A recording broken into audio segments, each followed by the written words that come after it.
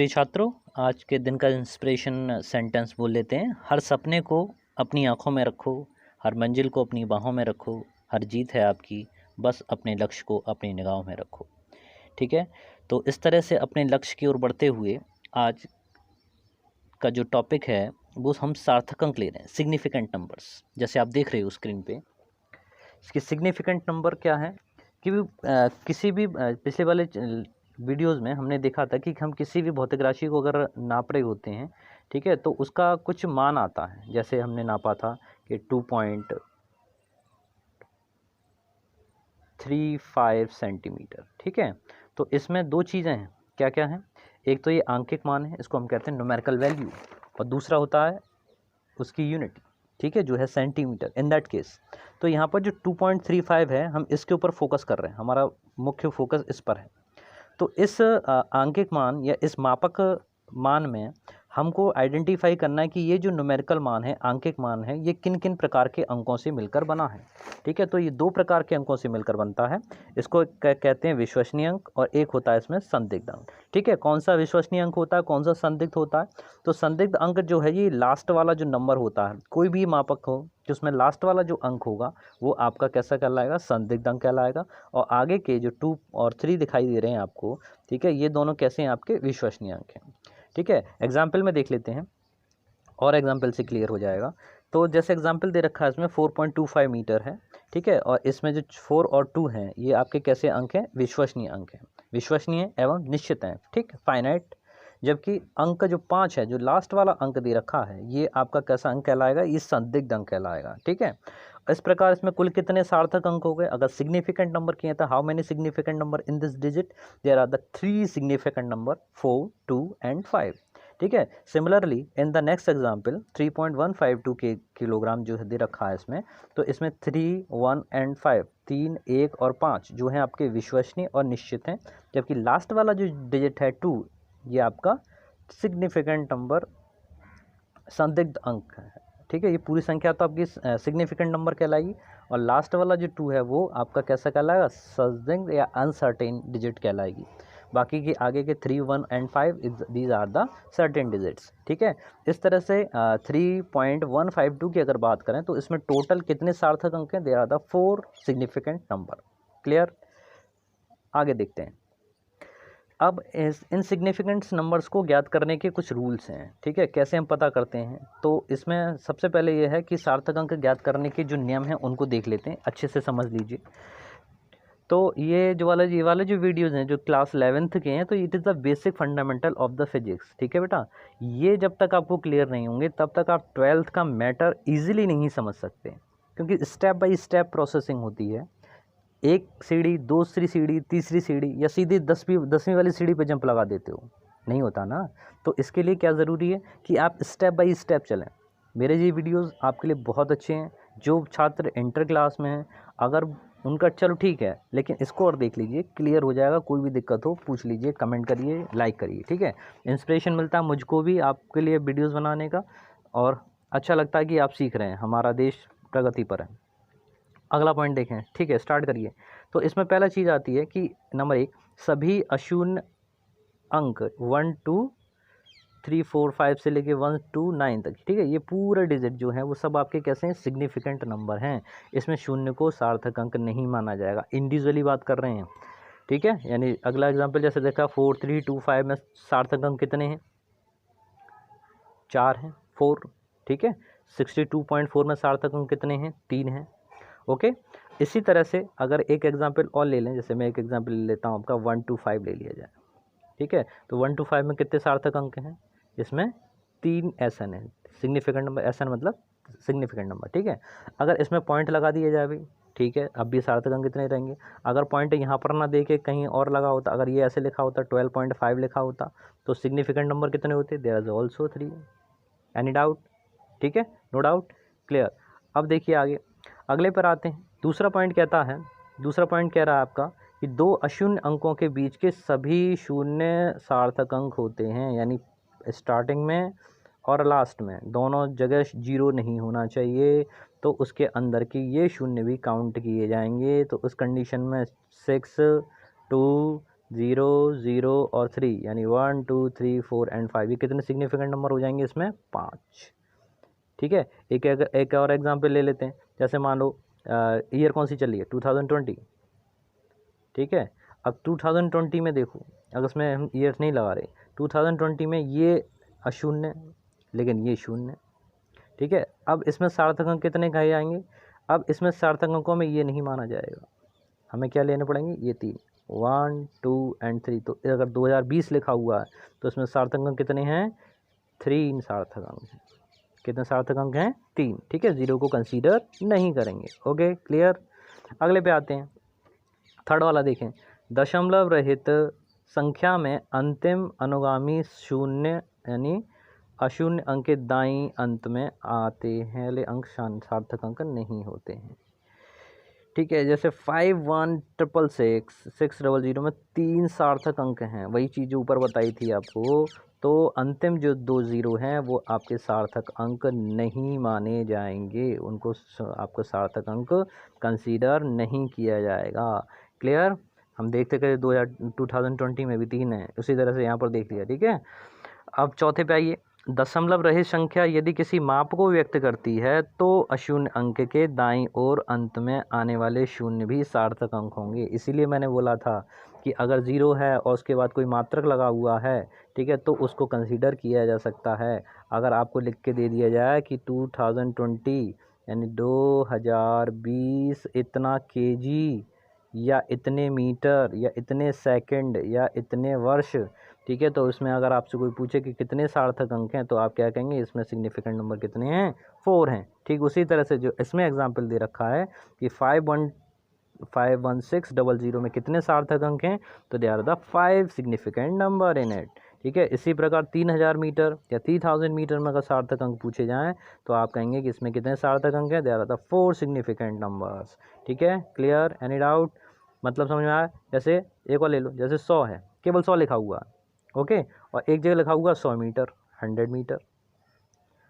Okay, तो इसमें significant number कितने हैं? इसमें केवल 1 है, एक ये, इनको 0 को नहीं मानेंगे। जबकि इसमें अगर मीटर लिखा हुआ तो इसमें सिग्निफिकेंट नंबर कितने होंगे? 3। Got it? मुझे समझ में आ रहा है कि आपके समझ में आ गया अच्छे से। आगे बढ़ते हैं, 5वां। यदि दशमलव बिंदु से पूर्व कोई अशून्य अंक ना हो, अर्थात संख्या 1 से छोटी हो, तो दशमलव बिंदु के तुरंत बाद के शून्य अर्थात दशमलव में प्रथम अशून्य अंक के बाईं ओर के शून्य सार्थक अंक नहीं होते। इसको एग्जाम्पल से समझेंगे, इसको एग्जाम्पल से क्लियर करेंगे। ठीक है, एग्जाम्पल मैं इसका आपको देता हूँ कि इसमें अगर डेसिमल लगा हुआ है, डेसिमल के बात चल रही है, ठीक है, तो दशमलव का मतलब ये हो गया कि 0 पॉइंट, देखिए उसमें नहीं दे रखा है, मैं आपको बताता हूँ। कुछ संख्या दे रखी है, जैसे 0.00426 दे रखा है। ठीक है, तो इसमें कितने सार्थक अंक होंगे? इसमें कितने सार्थक अंक हैं? इसमें भाई 3 सार्थक अंक हैं, 1 2 3। पहला वाला रूल कहता है कि अगर ये 0 है भाई, ठीक है, तो दशमलव के इधर अगर 0 लगा हुआ है तो आप उसको काउंट नहीं करें। वहीं अगर यहाँ पर 1 होता, ठीक है, या इसके आगे 5 लगा होता, 50 पॉइंट इतना होता, ठीक है, तो कंडीशन चेंज हो जाती। अब कितने सार्थक? अब ये सारे 0 जो हैं वो काउंट किए जाते, यानी 1 2 3 4 5 6 7। कितने सार्थक अंक हो गए? सिग्निफिकेंट नंबर कितने हो गए? 7। ये चीज़ आपसे वो कहना चाह रहा है। क्लियर है? ओके, तो इस तरीके से हमने ये देख लिया। अगले पॉइंट पे आइए। अगला पॉइंट है कि किसी संख्या के 10 की घातों में अगर गुणा कर रहे हो, ठीक है, जैसे इसमें दिखाई दे रहा है, इसको थोड़ा सा रोटेट कर लेते हैं। इसमें 8वां पॉइंट जैसे कह रहा है कि अगर कोई संख्या में 10 की घातों से गुणा कर देने पर सार्थकों की संख्या परिवर्तित अपरिवर्तित रहती है। मतलब वही है इसमें डेसिमल की वाली जो बात मैं पहले आपको बता चुका हूँ। जैसे अगर इसने एग्जाम्पल इसी का ले लिया जाए, 5125 ले रहे हैं और उसके बाद उसको 10 की पावर्स में करके दिखा रहे हैं, तो ये कुछ अलग से थोड़ी ना कर रहे। इसमें क्या किया इन्होंने ये किया कि 5125 में 1000 से डिवाइड किया, ठीक है, और 1000 से मल्टीप्लाई किया। ओके भाई, 3 0 ऊपर बढ़ाएं, 3 0 नीचे बढ़ाएं, कुल मिला के वही यूनिटी 1 आया। ठीक है, अब क्या करा? अब इसको तो उन्होंने लग दिया 10 की पावर 3, हम लोग पढ़ चुके हैं, दिखा चुका हूँ मैं कैसे 10 की पावर्स को कंसीडर किया जाता है, 10⁻3। और जब यहाँ से इसका डिवीजन लगाओगे, 1000 का जब भाग लगाओगे 5125 में, तो क्या आ जाएगा 5.125। ठीक है, कहने का मतलब वही कि उसके सिग्निफिकेंट नंबर्स में कोई चेंज नहीं होगा, no change in it significant numbers. Clear. तो 10 की पावर्स का मल्टीप्लाई कर देने पे कोई इफेक्ट नहीं पड़ता। अगले पे आइए, कह रहा है कि भौतिक राशि का मात्रक परिवर्तित होने पर सार्थक अंकों की संख्या परिवर्तित रहती है। ये भी वही चीज़ है, सेम टू सेम, बस इसकी भाषा जो है, लैंग्वेज जो है वो थोड़ी सी बदल दी है। क्या चेंज कर दी है? चलो इसमें एक पॉइंट ऐसा आ रहा है जिसमें आपका रिवीजन हो जाएगा। कैसे? देखिए, जैसे अगर मात्रक चेंज करो, मात्रक चेंज कर दिया भाई, ठीक है। तो जैसे इसी का उदाहरण ले लें, इसने कहा कि 4.12, ठीक है, 4.12 सेंटीमीटर, सेंटीमीटर में दे रखा है। तो इसने पहले कन्वर्ट किया मिलीमीटर में। कैसे कन्वर्ट करते हैं इसका मैं कह रहा था ना, रिवीजन करना होगा आपको। जो लोग अगर मात्रकों को चेंज करना नहीं जानते, तो वो पिछले वाले वीडियोस में मैंने अपलोड कर रखे हैं, वहाँ से अपनी इस कमी को, इस एरर को दूर कर लो। एरर वाला चैप्टर पढ़ रहे हो, स्टार्टिंग में दे रखा है, जितनी भी कमियां हैं आपकी वो सारी दूर कर लो। ठीक है, फिजिक्स में कोई कमी नहीं रहनी चाहिए, बहुत सरल सब्जेक्ट है, बहुत ईजी सब्जेक्ट है, बस स्टेप बाय स्टेप चलते हैं। ओके, तो इसमें आप जब सेंटीमीटर से मिलीमीटर में कन्वर्ट करते हो तो क्या होता है, 10 की पावर -1 का मल्टीप्लाई होता है। क्यों होता है मैं वहाँ बता चुका हूँ। 10 पावर, अच्छा एक मिनट रुकिए, इसलिए पूरे हैं। ठीक है, 4.1 सेंटीमीटर से मिलीमीटर में भाई पेन चेंज कर देंगे, ठीक है, चिंता ना करो, लॉकडाउन खत्म होने दो, पेन चेंज कर दूंगा। सेंटीमीटर से मिलीमीटर में जब हम कन्वर्ट करते हैं तो क्या करते हैं, उसमें हमको देखना पड़ता है कि 1 सेंटीमीटर में कितने मिलीमीटर। तो 1 सेंटीमीटर इक्वल्स टू 10 mm। ठीक है, 10 मिलीमीटर, और 10 का इसमें क्या कर देंगे, मल्टीप्लाई कर दीजिए। ठीक है भाई, 10 का हमने क्या कर दिया, इसके साथ में मल्टीप्लाई कर दिया। तो 10 का जब मल्टीप्लाई करोगे तो ये दशमलव जो है वो एक अंक इधर और खिसक आएगा, और ये वैल्यू कितनी हो जाएगी, 41.2 सेंटीमीटर। क्लियर। तो इस तरीके से 41.2 सेंटीमीटर कर देने से इसके आर्थक अंकों पर, सार्थक यानी सिग्निफिकेंट नंबर्स पर कोई चेंज नहीं पड़ेगा। आगे देखिए, अब ये मिलीमीटर से मीटर में चेंज किया, देखिए कैसे। 1 मीटर में कितने मिलीमीटर होते हैं, तो पहले मैं सेंटीमीटर पता करने, तो 1 मीटर में कितने सेंटीमीटर होते हैं आपके, 100 सेंटीमीटर्स। ठीक है, और अभी आपने देखा था 1 सेंटीमीटर में कितने मिलीमीटर, तो होते हैं 10। तो यानी 1 मीटर की अगर बात की जाए तो उसमें कितने कितने मिलीमीटर हो गए, 10 की पावर 3 मिलीमीटर, mm। ठीक है, कितने हो गए, 10 की पावर 3 mm। अब यहाँ सीधा चेंज कर रहा है वो किसको, किसमें, यहाँ चेंज कर रहा है वो मिलीमीटर से मीटर में। ठीक है, तो जो 10 की पावर 3 दिखाई दे रही है वो उस तरफ अगर आप जाओगे तो किस में चेंज हो जाएगी, माइनस में। ओके, तो माइनस का जब मल्टीप्लाई कर दोगे का मतलब क्या हो गया कि 41.2 इंटू 10 पावर -3 का। ठीक है, 10 की पावर -3 का इसमें क्या कर दो, मल्टीप्लाई। जो डेसिमल है ये 3 डिजिट आगे पहुंचेगा।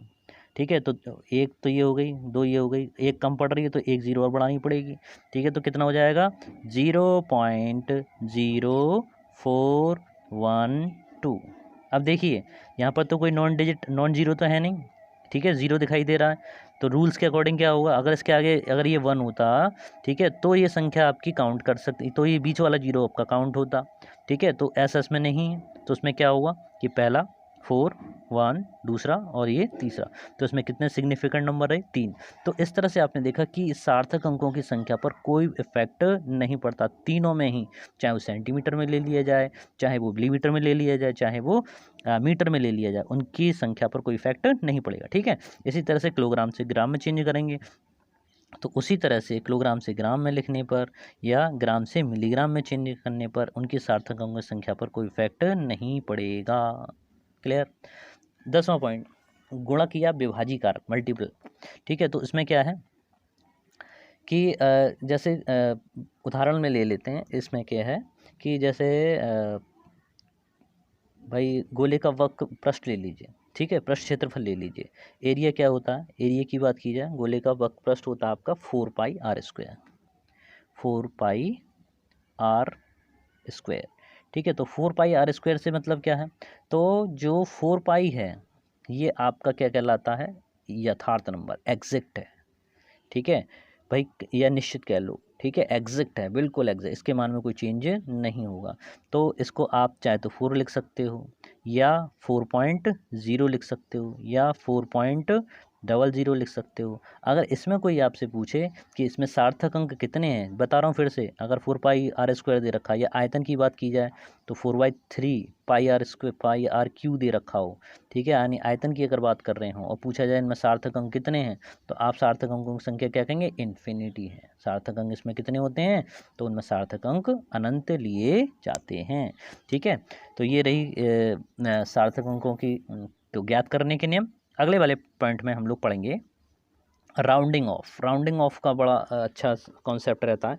राउंडिंग ऑफ मतलब क्या करते हैं, राउंडिंग ऑफ में जो असर्टेन यानी लास्ट वाली जो डिजिट है, उस डिजिट को हमको क्या करना पड़ता है, रिमूव करना पड़ता है, उसको हमें हटाना पड़ता है। ठीक है, तो जिन संख्याओं में एक से अधिक अनिश्चित अंक होते हैं लास्ट वाले, उनका पूर्णांकन यानी उनको राउंडिंग ऑफ करना ही उसके कुछ रूल्स होते हैं। कैसे करते हैं, तो सबसे पहले जो लास्ट वाला डिजिट है उसको हम देखते हैं कि वो 5 से बड़ा है कि छोटा है। ठीक है, वो 5 से अधिक है कि कम है। अगर 5 से अधिक है तो उसमें एक, उससे जो आगे वाला अंक दे रखा उसमें 1 की वृद्धि कर दी जाती है। अगर काम 5 से कम है तो उसको चेंज नहीं किया जाता। ठीक है, बहुत सरल है। देखिए एग्जाम्पल देखते हैं इसका, 2.756, तो इसमें कितने सार्थक अंक हैं, अगर स्टार्टिंग में कहें तो सार्थक अंक कितने हैं, 4 सार्थक अंक हैं। ठीक है, तो 4 इसमें सार्थक अंक हैं, लेकिन हमें क्या करना है, ये लास्ट वाला डिजिट यहाँ से हटाना है। ठीक है, इसका राउंडिंग ऑफ करना है। तो अब इस 6 को आप देखेंगे, इसकी 6 जो 5 से बड़ा है या छोटा, तो बड़ा है।